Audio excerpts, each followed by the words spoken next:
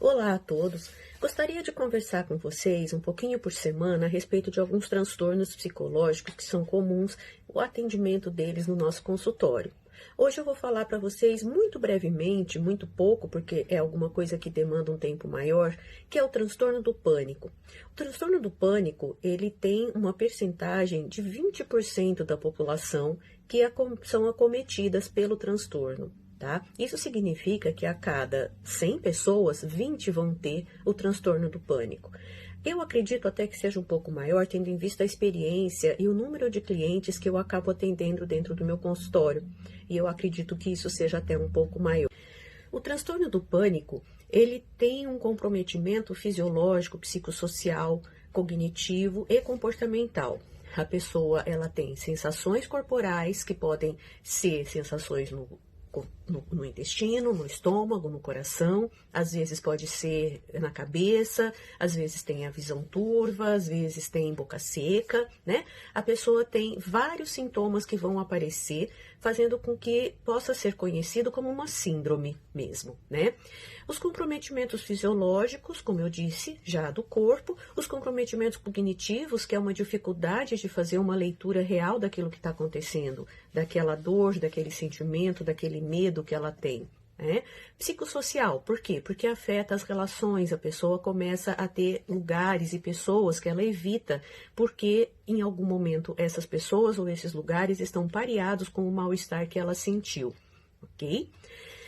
Bom, o transtorno do pânico, ele tem o tratamento, claro, tá? Que vai também ser a modificação dos comportamentos evitativos, vai trabalhar a compreensão dos gatilhos que levam a pessoa a ter essa síndrome, a ter esse transtorno. Ele vai ter um tratamento, às vezes, medicamentoso. Nem sempre há necessidade do tratamento medicamentoso. Quanto antes a pessoa procurar pela ajuda psicoterápica, melhor vai ser o resultado, mais rápido ela vai conseguir descobrir os gatilhos e aprender a lidar com todas as situações que ela tem que se sente mal, certo? Então, nós temos que saber o que para procurar ajuda. O transtorno do pânico, ele começa a acontecer com uma primeira crise de pânico. Essa primeira crise de pânico, ela pode vir logo após a pessoa ter tido alguma doença, ter tido algum mal-estar. Essa doença pode ser uma pneumonia, uma gripe forte, a dengue, qualquer mal-estar que essa pessoa possa ter tido, onde ela teve muito medo de estar com uma doença grave, onde ela teve muito medo de morrer. Às vezes, essa sensação de pânico, ela é passageira e ela não volta mais. Quando ela começa a ser repetida, quando a gente passa a ter várias vezes e com uma intensidade cada vez maior essas crises de pânico, nós já podemos pensar no diagnóstico de um transtorno do pânico, certo? Bom, quando é feito esse transtorno do pânico, a primeira coisa que a gente faz é realmente procurar ajuda. Conversar com pessoas que possam conhecer um bom profissional que tenha uma experiência clínica grande com esse transtorno.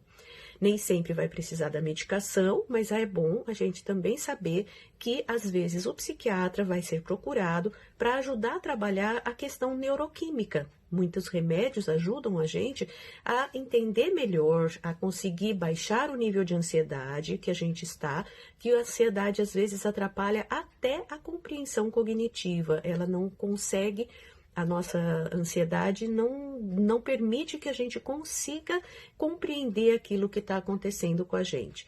Então, é importante a gente tratar essa questão também, às vezes fisiológica, às vezes psiquiátrica, e isso é muito comum, ok?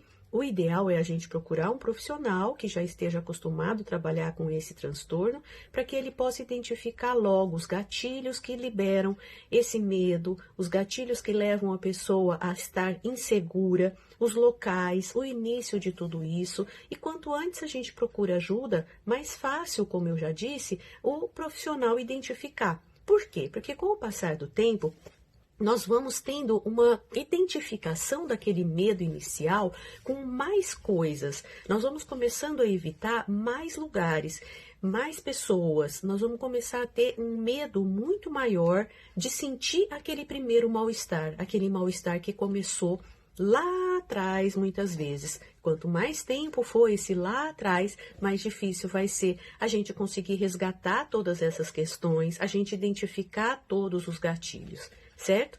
Eu vou ficar por aqui hoje.